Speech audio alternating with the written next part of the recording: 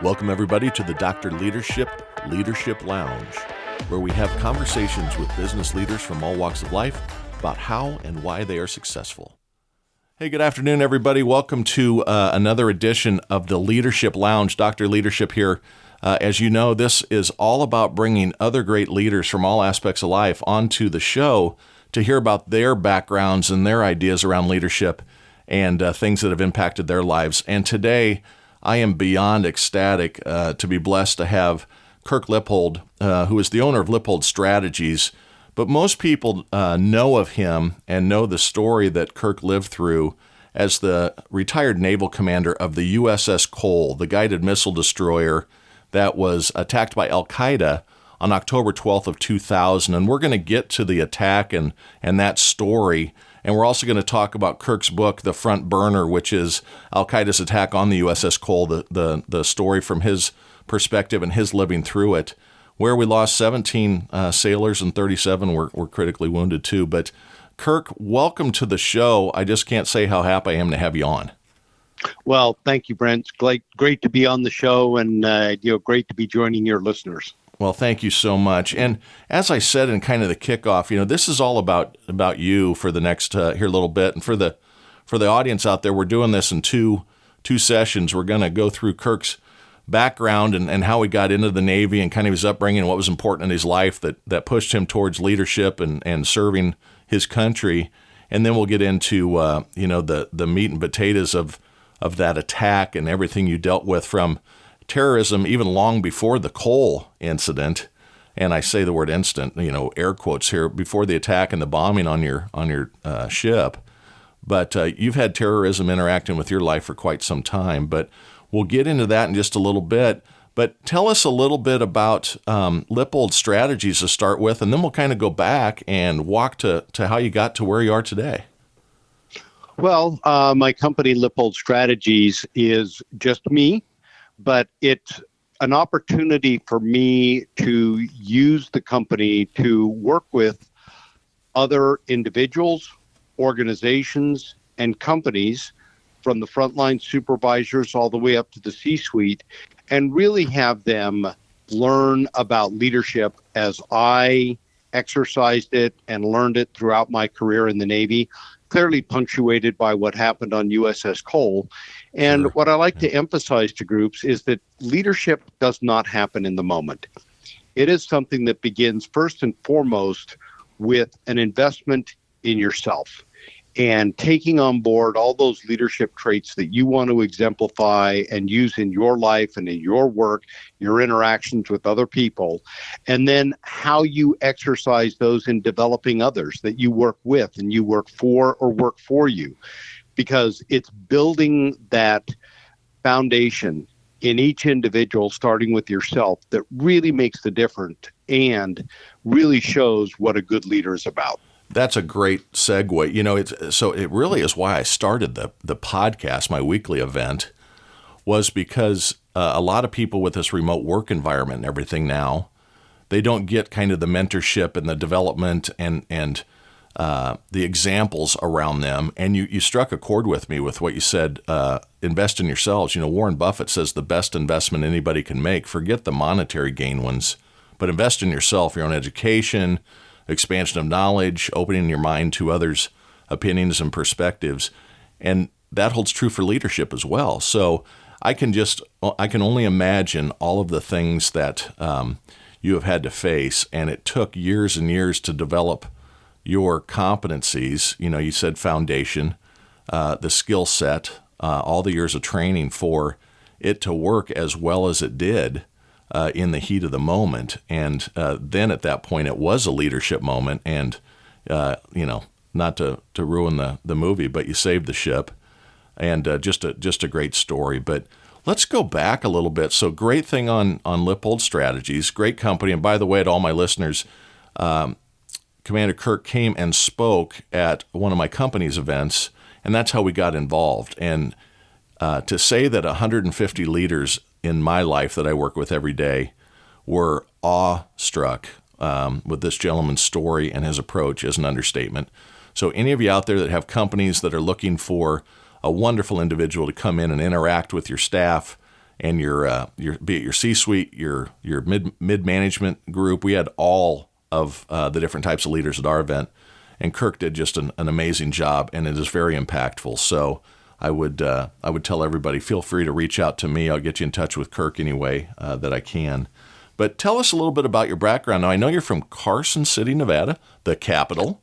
A lot of people don't remember that. We learned that in school, and I still remember the flashcard with Carson City, Nevada. But tell us about your background a little bit and how did you get to the Navy? And you and I talked about this a little bit. It's an interesting story. Well, like you said, I grew up in Carson City, Nevada. My dad worked for the state of Nevada as the psychologist for the prison system and the Department of Corrections. My mom was a high school English teacher. And when it came time for, okay, what are you going to do after high school? There was really only two things that I wanted to pursue. One was architecture, and the other one was I wanted to go to a military academy. And I got some real good advice. I wanted to go, believe it or not, to the Air Force Academy because we had family that lived in Colorado Springs. I had a cousin that was my age that lived there. But I ended up with appointments to West Point and Annapolis and didn't get one to the Air Force Academy. And the Navy Blue and Gold officer really got to me first and said, look, if you want to kind of play the Army thing, we have this great thing called the United States Marine Corps. So you can take care of it. But you just have to remember, if you join the Army, no matter what you choose to become and do, at some point, your home is going to be where you dig it.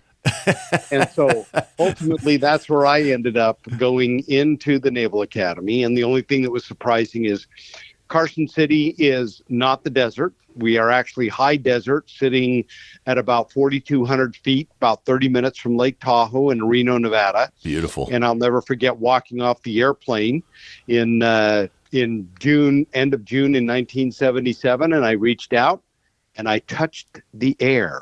And I asked the question, what is this humidity stuff? I bet you did. And I've been living with it ever since. But I had 4 years at the Naval Academy where, if nothing else, I truly learned the importance of the word perseverance. For me, it was a grind. It was academically, it was challenging, especially coming from a high school that was not focused on putting the majority of their students into college. Yep. A lot of trades were being taught at Carson High School at the time. So, I showed up and I had only had trigonometry. Obviously today, calculus is pretty much part of most high school curriculums for those that intend to go on. I didn't have benefit of that. So it was a struggle for me, but at the end, I sat on that field at Navy Marine Corps Stadium, graduated in 1981, and I said, okay, you may have struggled at the Naval Academy, but now you're going to go to work. And I spent 18 weeks at school in Newport, Rhode Island at the division officer course. I was so excited to get to my first ship that it was actually in the shipyard just outside of Philadelphia. Yep. I graduated from school on the 3rd of December, and I reported aboard the next morning. Oh, that's awesome. Now what I want to take a quick second here, because just to get chosen, you don't get a go to Annapolis. You have to be chosen. And I had a friend, and I'm going to misstate this, I'm sure, but I believe you have to have maybe a senator or a congressional person give letters of recommendation. And what was the process to even get into those academies and be offered to go to the academies? That wasn't easy. What you have is every congressman or senator has the ability to nominate up to 10 men or women or a mix for one appointment slot. And they're limited on the number. I think each congressman or senator, they can have up to 10 of their appointment slots attending at any one time for all 4 of the years. So you could do, 2, 3, 3, 2, depending on who stayed or dropped out. But that was one method of applying. I was also involved with the Navy Junior ROTC at my high school. That was another avenue of appointment. And so I ended up applying. I worked both the congressional side and the NJROTC side, which they allow, and was eventually offered an appointment I was probably driving my parents crazy because I literally had not applied anywhere else but to the academies in April of my senior year in high school. And, they're like, you have got to get other things in. But it That was one wasn't of where those your life heart things. was. Yeah, it just wasn't where your heart was. I knew it was going to happen. I That's can't awesome. explain it. So I ended up, that's how I got my appointment and attended. So what led you to kind of the academy approach, or the thought that that's what you wanted to do? What was your calling, or what caused that calling to serve others and to go into the military? Was it a person, a leader younger in life? Was it your parents? What was the impetus of wanting to go that direction to begin with? I really don't know, because I had no military on either side of my family, short of a great grandfather on my dad's side, Gotcha. who fought in the trenches in World War II, but for Germany. But I had no direct interaction, but I would run into people here and there who had served in the military. One of them was my a junior high school biology teacher, who was very influential. He fought in Korea, got Bronze Star, 2 Purple Hearts. I mean, very highly decorated. That's wonderful. Guy who was just, he was a very strong influence on me, but we never really even talked about the academy. But, the other thing that I would also say is I kind of tongue in cheek, and people kind of would chuckle at it, but I loved the TV series Star Trek. There was always a moral component to it. It was always about service. It was about sacrifice and taking care of others. And, say what you want about James Tiberius Kirk, but I kind of looked at him and thought, that's a pretty cool thing to do. And, as any good series does, it's going to influence how you think. And I loved science fiction, but stepped into it, and it was the real world. I mean, when I arrived there, it was picking it up and truly embracing that ethos, that desire to serve your nation. So it's so funny. I'm going to scratch one of my questions off here, because I was going to ask you, at some point in your life, I'm sure someone brought up Star Trek when they're saying Commander Kirk. Oh, yeah. You know what I mean? That's not the first time that joke has come at you. And just a tongue-in-cheek thing on my side. So it's Brent Taylor. My middle name's Alan. So I've been referred to as Batman by many folks as a nickname for years. So I kind of laughed at that when I was thinking, I got to ask him about the Commander Kirk thing and see if Star Trek came into play. So I was. I'm very tied in. I am not a Trekkie, so I cannot tell you all the inner diagrams of the Starship Enterprise. However, one of these days I would love to get the license plate NCC 1701. That would be awesome. Wouldn't that be awesome? Well, that's great. And, you mentioned the teacher. I had a teacher. So I had a class in high school. You're a little bit older than me. Not a lot, though. 7, 8 years. We had a class called Man and Society. And it was 4 teachers in high school. And we learned, and it broke into 4 It was one big room when they wanted to do a single presentation, and it broke with sliders and dividers into 4 separate rooms. And it was the swimming head coach, the football head coach, a former Purple Heart, from Vietnam instructor, and then a assistant football coach, teachers. So very influential, right? And we studied Elvis and the Beatles and the assassination of both Kennedys and the space missions and the race to space. So it was all these different topics, and they were very influential to me too, because first of all, you didn't mess with any of them, because they were going to run it out of you if you played any sports later in the day, or they'd just take, that was back in the day when they'd just take you out in the hallway and remind you who was in charge. But that's great that you had a professor or a teacher that was recognized for their valor. And hey, just real quick for everybody to know, I know you had several awards, but you have the, Defense Superior Service Medal, Legion of Merit, Meritorious Service Medal, Combat Action Ribbon, lots of others.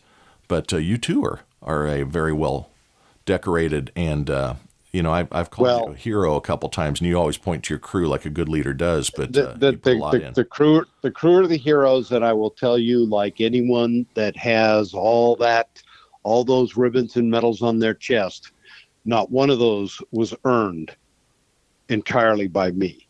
It was earned because I had a lot of good people that were working with and for me and guided me.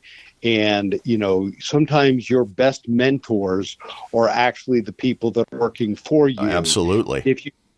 Especially if you take the capacity as a leader to listen. Yeah. My dad used to always say 2 ears and 1 mouth, use them in proportion, son. And I think listening skills are key, and feedback is important as a leader. Those around you that are closer to it, they probably have a better answer than in my position in life as a leader. The people that are on the, air quote, street have a lot better opinion on what ought to be happening to change the tide of whatever we're fighting for or against in our competitive environment. So that resonates with me too. That's great. So you headed off to your first ship. What was your first assignment at sea? First ship was on USS Fairfax County. It was a modern LST, not in the version of the World War II ones. Mm-hmm. And it was diesel powered. We had 4 big diesel engines powering the 2 shafts, 6 diesel engines powering the 2 shafts, and then 3 smaller generators on board. Mm-hmm. And I was what they call the main propulsion assistant. So I was in charge of those engines, the generators, the 2 boilers, the evaporators to make fresh water, and all of the fuels and lubricants on board.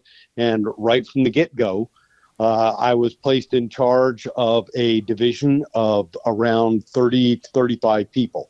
Gotcha. So absolutely phenomenal. Now, the LST, that's a supply transport, correct? No, it's a tank landing ship. Tank landing ship. So is it LTZ? What was the supply ship?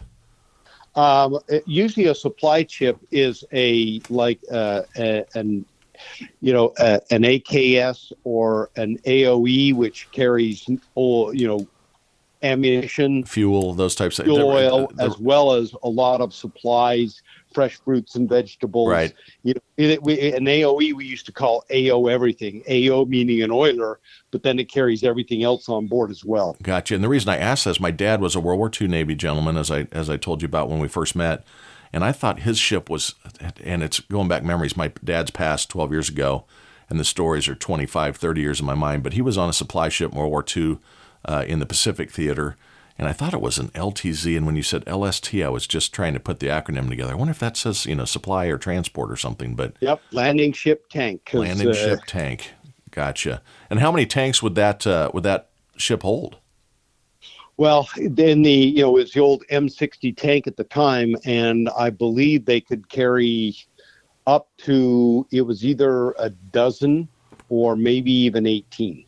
That's just crazy. I'd have to go back and look at the diagrams. You're testing my knowledge of a ship from it's okay. Just a few years ago. Hey, no one knows the correct answer out there. As an ensign, I was never working in deck division. It would actually be handing the loading and offloading. Yeah, you're down in the hold making sure the things are I was running. down in the hole, and then I was the assistant navigator and administrative officer. And then we had an incident where the chief engineer was relieved, and they put me as a Lieutenant JG to fill a lieutenant commander slot. So really early in my career, I got the opportunity to lead at a very senior level, to sit in on all those meetings with the other department heads and the captain and the executive officer, and really take charge and drive things. What a great experience! Yeah, it was phenomenal, and I can tell later about where that really played into one of my department heads on USS Cole. Yeah, that's wonderful. But, just that opportunity is just, I consider it one of the best ways that I could have ever started my career in the Navy. Sometimes it's location, not just who you're around, or not just what you've been assigned. It's those that were assigned around you too that bring. You never know what gift someone's given you until it comes time to utilize it, and you don't even, then it's just a reaction and you're going into your emotions automatically. But looking back, I bet that's great.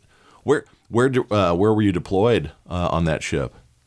Our first deployment after it came out of the shipyard is we spent about a year working up, and then we deployed in January of 1983.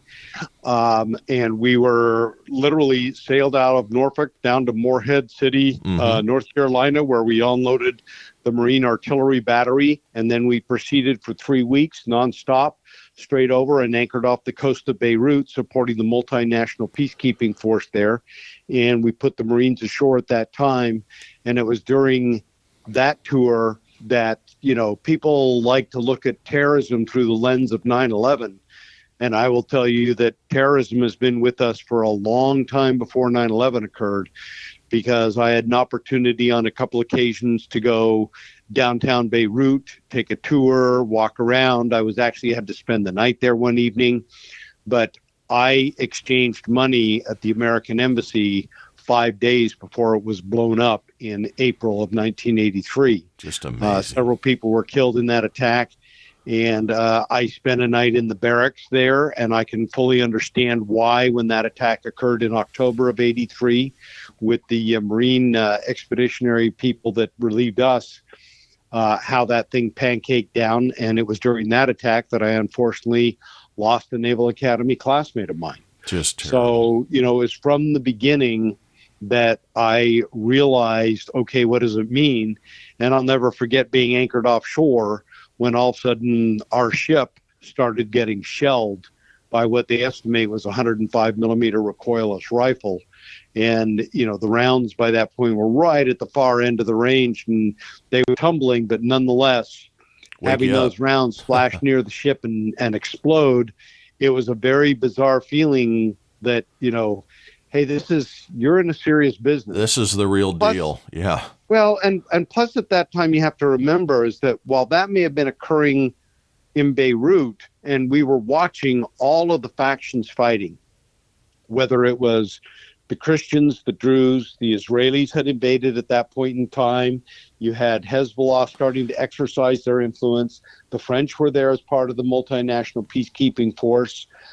So there was a lot going on. So from an international, relations perspective, you get an education not just in your profession in the military, but how it starts to fit into that larger national security dynamic. Oh, yeah. And, that was it was an eye-opening experience for me. I have always enjoyed national security strategy and policy, and we can talk about You're that going to later. get into that.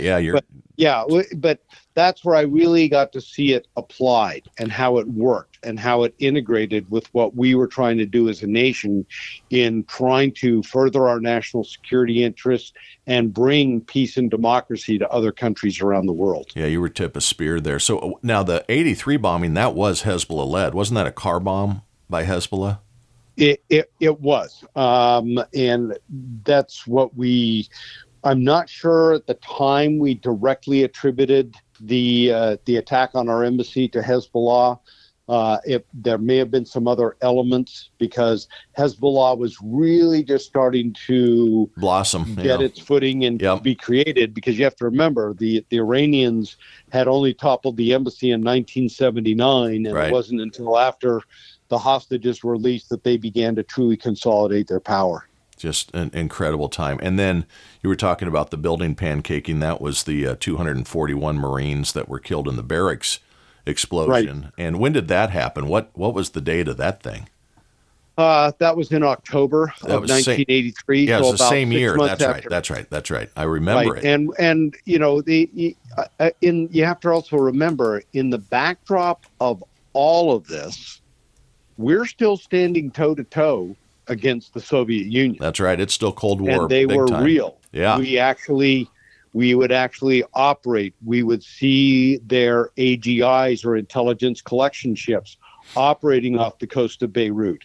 They would be operating near our ships as we were getting underway and doing underway replenishments and resupplies.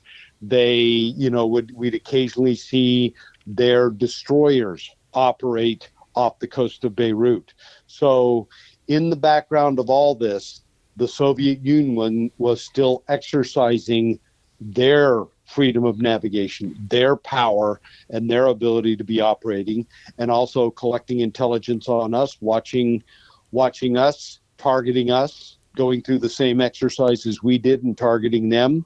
So there was a lot going on in that dynamic. And it was from that ship that I would transition to my second ship, USS Yorktown, which was the second of the Ticonderoga class of Aegis cruisers.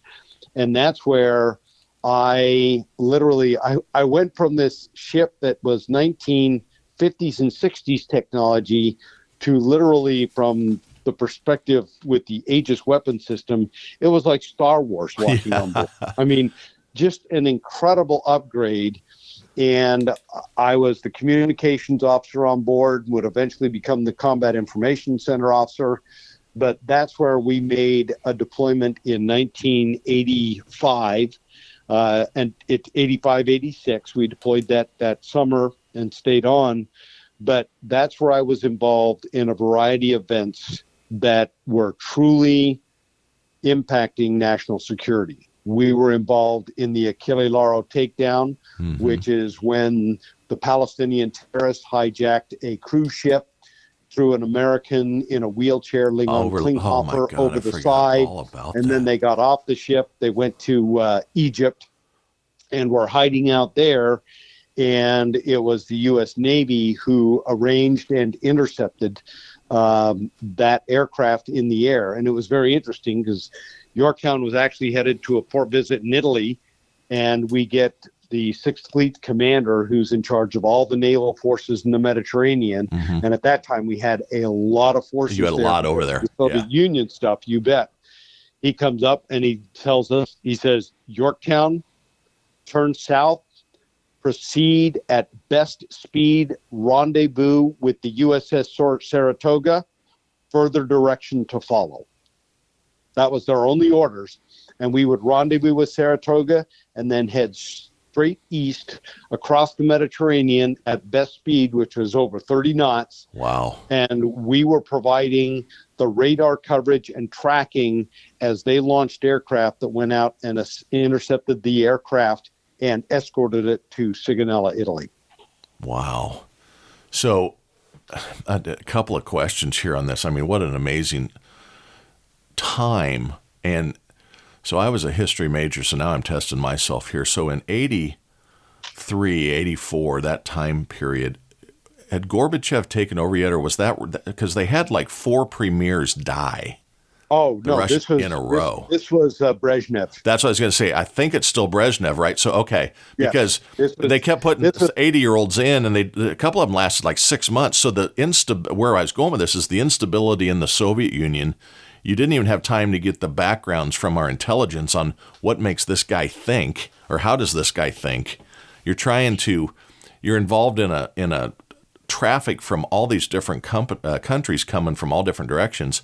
I can't even imagine. And you mentioned the ships you can see. What about the subs that were underneath that you couldn't see? Oh, yeah. Well, we were also chasing the Charlie II nuclear class submarines that were operating in the Mediterranean, trying to target our ships at the time. And, when it came out of that, well, let's make it even better. Because then there's this guy named Gaddafi in Libya who at the 32 minutes, 30 seconds north parallel, he creates that line of death across the entire and claims the entire Gulf of Sidra as his territorial waters. Gee, kind of like China in the South China Sea these days, but I digress. Yep. So we went down there and began to operate in the Gulf of Sidra, and then eventually we would get in 2 other aircraft carrier battle groups with about 10 to 12 ships apiece, the USS Coral Sea battle group and the USS America battle group. The job that I was doing, or the watch station that I was standing at the time, was the Force Anti-Air Warfare Coordinator. We were standing port and starboard watches, which is 6 hours on and 6 hours off. Right. And we literally, between the 2 watch standing teams, we controlled every single aircraft in the air flying over the Gulf of Sidra at the time. Fighters, tankers, refuelers, attack aircraft, everything. And that's when we initially called in the strikes on the missile sites that were shooting at our aircraft. Yep. We would shoot Harpoon missiles at what we suspected were Libyan patrol boats trying to maneuver in position to attack our ships. So that was a pretty dynamic environment. And we actually left when we're on the way home when they did the actual aircraft strikes downtown to try and take out Gaddafi himself. Oh, yeah. Which happened a couple months later. But that was, once again, I'm that deployment. And I'll also mention we went into the Black Sea and we actually operated off Sevastopol, which was the Soviet Navy's main home port in the Black Sea. So once again, I get experienced into how the Navy and the military is employed in furtherance of U.S. national security objectives. The point of the spear stuff. Now, when did Lockerbie happen? Because that was Libyan-led, Gaddafi-led. That was in that time period, too, when they brought down the airliner over Scotland, wasn't it? It was, but I don't remember the exact date on that. But that's in that time frame because was it? So we'd come out of the Carter administration, you'd gone into the Reagan administration. With Reagan at the helm, do you think it was a big impact on the outcomes in a lot of these things? So, Gorbachev taking the wall down and the falling of the Soviet Union. Was it the Soviets brought themselves down, or was it the leadership of our country in driving the expense and the race and putting assets there? Afghanistan was certainly a big toll on them as well. But do you think that the administration had a lot to do with how this all kind of ended up in that time frame?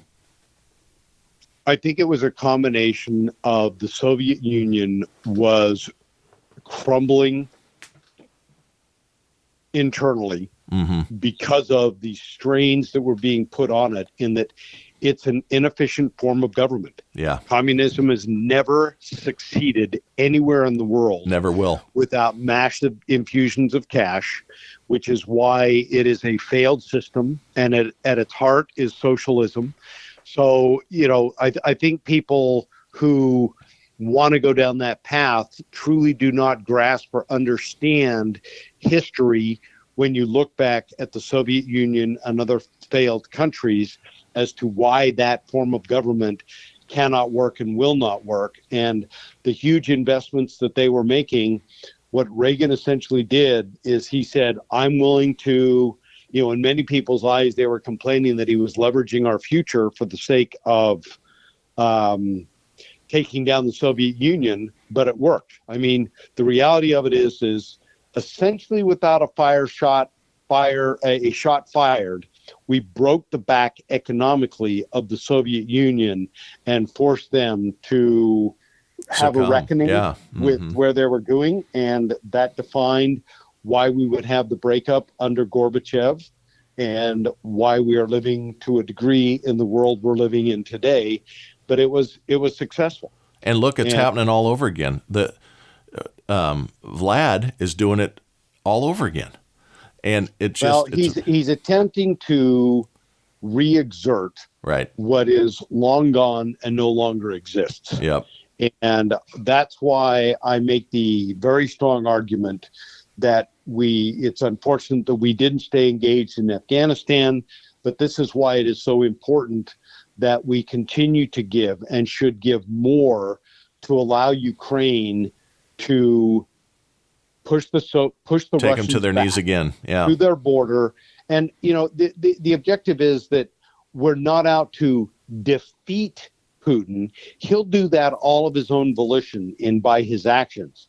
But what we can do is give Ukraine the tools that they need to remove the Russians from their territory, regain the Crimea Peninsula back again. And if the people that have Russian heritage there do not wish to live under a government that is going to turn democratic and turn west versus fall back to the Soviet Union, it's very simple. Head east, young man and young woman, exactly and go to Russia and live with the consequences of your decisions. Yeah, exactly right. Die young and hungry.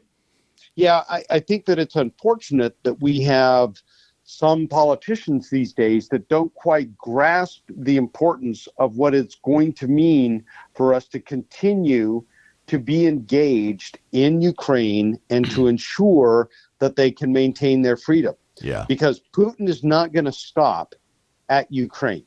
Nope. He is going to go from there, and he's going to pivot toward Moldova. He is going to go after the Baltic states. He is going to test NATO's resolve. He will push whether we're actually going to commit to a continental war if Article 5 were triggered with any of the smaller NATO nations. Right. And, of course, you have countries like Hungary and Turkey who are somewhat beholden to or looking at him, and I think that's dangerous. But it is we're digressing. It's important stuff. A little bit from the career stuff, but no, it's important because it just in that time I just wondered, what your thoughts were on what the decisions were at that point, and if we were making decisions on and doing all the right things for our own country with all of the financials and the things that we're spending or not doing appropriately in a lot of people's eyes right now, they wouldn't. I think people would be more behind holistically the Ukrainian spend. But you're right, we got to keep them at bay. So after you were on the Fairfax, what was your next assignment after that? Well, that was where I went to USS Yorktown. Or Yorktown, excuse me, after the Yorktown. Right, but after Yorktown, I went to Navy Postgraduate School, got my master's degree in systems engineering. And from there, I was selected to be the commissioning operations officer on the Navy's first Arleigh Burke-class destroyer, which was USS Arleigh Burke, which is what USS Cole was as far as being a class of ship. So it was really on that ship where I learned to, how does the military-industrial base function as part of our economy and as part of how the Navy builds its ships. And, why the costs involved the way they are. But it also allowed me to learn that class of ship, literally from the keel up, how it functioned, how the systems integrated, how they operated, which allowed me, following the attack on Cole, to make some very critical decisions in the moment that allowed us to save the ship. It goes back to sometimes it's what you're put into. You're soaking in something that's life-changing down the road. None of us never know the lessons that we're learning. Sometimes there's discomfort in life. I talk about that a lot on the podcast. There's challenges, and you have to lean into them because someday those experiences are going to protect you or bring you out of something that would be much harder without. So, how long were you on then the Arleigh Burke? From the time I arrived in October 1989, the ship was commissioned July 4th, 1991, and I would transfer off the ship in June of 1993, and from there would go to the Army's Command and General Staff College for a year. Then I would go be an executive officer on an Aegis guided missile cruiser, USS Shiloh, home ported out of San Diego. And that's where, learning to be the number 2 in the chain of command, learning how to support all the captain's objectives, learning how to work and manage the entire ship, all the departments, all the division officers, all the chiefs, interacting with the entire crew across the board. And, it's part of that learning experience that allows you, when you take command, to know how everything comes together and work. And following USS Shiloh, I had a great opportunity to work for the Secretary of the Navy. At the time, it was Secretary John Dalton, where I was the administrative aide. So it was at that point that I began to see kind of the civilian side and the inner workings of how the Navy worked. And it was my job to make sure that all those letters that come in to the Secretary of the Navy from members of Congress, from the public, from sometimes foreign leaders, that all those get answered in a timely manner and that they get answered accurately. And this is where it paid off for my mother being a high school English teacher. Because your writing skills blossomed. I got to set the standard.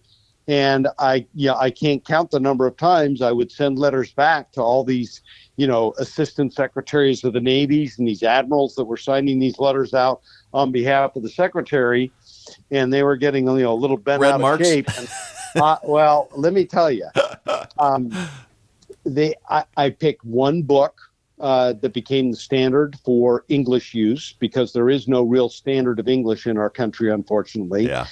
And I will never forget Secretary Dalton sitting at the weekly staff meeting one day, and a lot of people had been kind of grousing that I was being too harsh.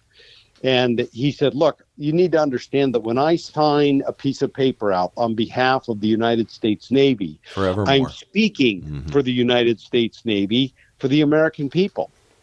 And so when you're getting things back because they're not quite right, you have to remember, when I sign something, perfection isn't the goal. It's the standard. It's the mandate. Yep. Oh, and the number of dagger eyes that were looking at me in that moment, it was like, you were not on the happy list that day. I was not, because people knew the only one that could have planted that mental seed in the secretary's mind was me. Was Mr. Lippold up there? That's funny. Yeah, it was just kind of like, hey, I'm willing to take those heat rounds, because, to me, it's important that, especially when you're communicating, you need to be accurate. And I needed to make sure that we communicated in a manner that reflected the high standard of the entire United States Navy. And that's what Secretary Dalton did. I stayed through the transition as Secretary Dalton left and Secretary Danzig came in. And then during that time frame, I had orders to one ship. I lost those orders because I agreed to stay on through the transition. I got another set of orders, and I ended up trading them off with another classmate of mine because there were some family issues that he was dealing with. Mm-hmm. And I was like, that isn't even a question, change the orders. So when I got orders to USS Cole, that was actually the third ship I had orders to in my career. It's just amazing how it all comes together. What date did you actually take over command of the Cole? So I took command of USS Cole on June 25th, 1999. And, there is nothing more powerful in a naval officers, or really any officers, regardless of service. There's nothing more than that momentous day where you stand in front of friends and family, you stand in front of all those young men and women that you are now going to be accountable for and lead, and you get to say the three greatest words of your career. And those are, I relieve you. And in that singular moment, I assumed total accountability for that $1+ billion national asset, USS Cole, and the lives of every single one of those sailors, knowing that we had about 1 year to get the ship ready for deployment. I always took the mindset that we needed to be prepared to sail in harm's way. I set a standard of performance for my goals and expectations for what we were going to do. And then I pushed the crew, and I pushed them hard. And I will say that, I demanded more of my crew than other COs probably did. I did it for a reason, because I always felt that they could measure up. And I wasn't just satisfied with setting a bar and meeting it and then sitting on our laurels. That's right. Continuous improvement. When we set a bar and meet it, that means that that means you can do a little bit more. That's like telling someone, okay, I want you to do 50 push-ups. Good. Now that we've done 50, I want you to give me 5 more. That's right. Okay. And when you give me 55, good. That means you can give me 65. 60. Yep. And today's society just doesn't, I hate to sound like the old guy in the room here, but today's society needs more of that, because we've lost our vigor. I look at that and say, you know who that problem rests with? It rests with the leaders. Mm-hmm. A lot of people want to complain about the millennials. A lot of people want to complain about Gen Z and all these others. And I look at it, and it's like what I brought up when I talked to your company, mm-hmm. and that is, when you're in a leadership position, people really want 5 things from you. They really want to know, number one, what is my job, and you want to be specific in knowing it. Number two, they want to know what is the standard of performance for me to do my job. And then it's incumbent upon you as the leader to make sure you give them the training to do their job, the proper tools to do the job, and the time to get that job done right. And when you give people those things and you continue to set that standard and raise that bar, but you give them the things they need and you give them the leadership, the guidance, and the mentorship to get there, they'll rise up and do it. They just want to understand, why am I doing it? How is it going to make my life better? And how is it going to contribute to making the company better? That's great. And when people get that, they wrap their arms around it and they embrace it. Yep. People just don't like busy work for the sake of busy work. They want to make sure that what they're doing is productive. It is contributing in a positive manner to the future success of the company and themselves professionally. I did a podcast here just a few weeks ago. Are you busy or are you productive? There is a difference, and you just nailed it there. And strong leaders make strong times, and weak leaders make weak times. And you nailed it. And the leaders aren't just your elected officials and your community leaders. It's leaders in your home. It's the parents that over these years have let their children down. And I wasn't always known as the nicest father with two daughters that looked at me many times and didn't think necessarily that my way was the right way. But I think now, looking back, the world isn't full of rainbows and unicorns. The world is hard, and you got to be prepared to take those things on. And it really resonates with me on what you're saying about your crew there. That's wonderful. The other thing that I will also say I was willing to do is that, when you look at a lot of leaders, when you ask them, do you trust your people? And they always say, oh, yeah, I absolutely trust my people.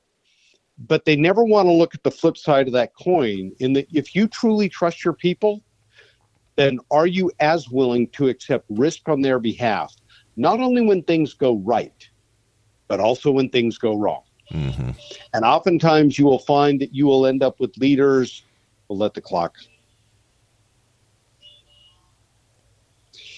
It's not only when you have the leaders that say they accept trust, that they trust their people. It's also those leaders that you want to make sure are willing to accept risk as well on behalf of their people. Right. Because they want to lead them.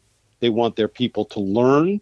They want them to grow to be productive contributors, both at the company and in society.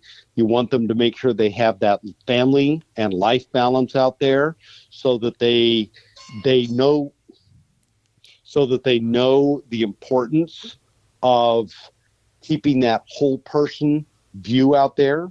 So your life, it's one of those classic questions. Well, do you work to live, or do you live to work? Right. Mm-hmm. And you want to make sure that there are going to be times when I'm going to need you totally focused on work, and there are times when I'm going to say, family's going to be first. Yep, turn it off and go. That's right. Take some time, recharge.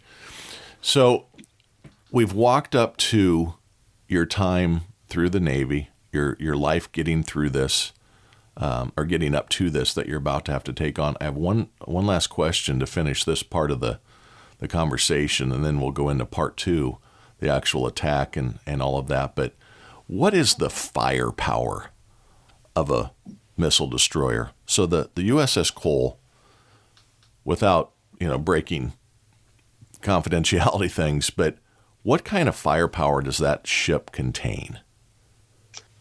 Well, the ship itself, number one, you have 4 gas turbine engines that power 2 shafts with 100,000 shaft horsepower. We have 3 2,500 kilowatt generators that provide power to the ship. And really the centerpiece of the combat power is the Aegis weapon system. Mm-hmm.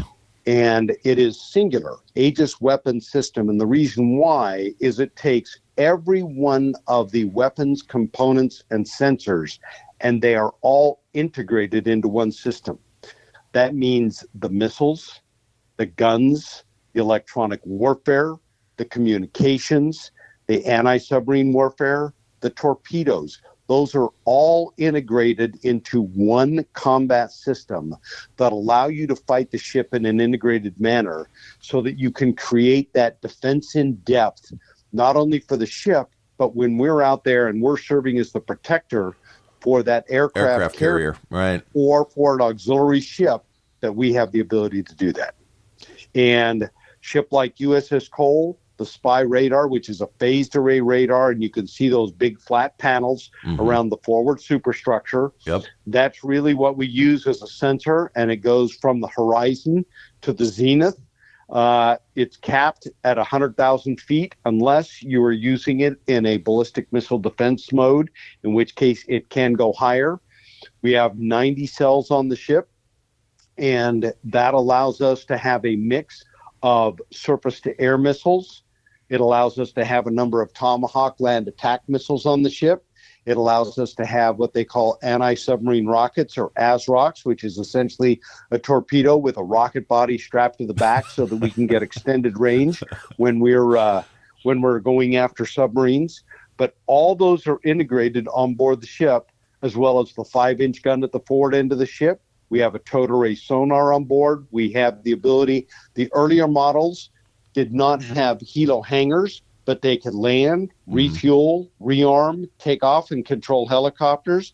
We have the ability to control aircraft with the ship. We have the ability to make sure that we can, electronic warfare, to be able to detect other enemy platforms that may be out there, or other sources of communications that are out there. And cut them off. And so there really are a number of aspects that get brought in. And then if things get real close, you've got a 20 millimeter close-in weapon system that allow you to shoot down anything that may be coming to the ship. That's just unbelievable. Now, is that the one that has the Gatling gun type that just, 5,000 rounds a minute type thing for air support? It's not quite that much, but yes, it's a closed loop system. So the radar detects the incoming target as well as the outgoing rounds, and adjusts the angle of fire to make the two meet up at the right point. That's right. How do you lead the incoming item, whether it be missile, aircraft, or whatever? Just amazing. So the answer to it, what kind of firepower? All you need. Amazing. Amazing technology. Well, I really appreciate all this ramp up to this today on this first part. And I want to have everybody be reminded, tune in to the next episode, and we will be going into the actual attack on the USS Cole in the port of Yemen. That's coming up next.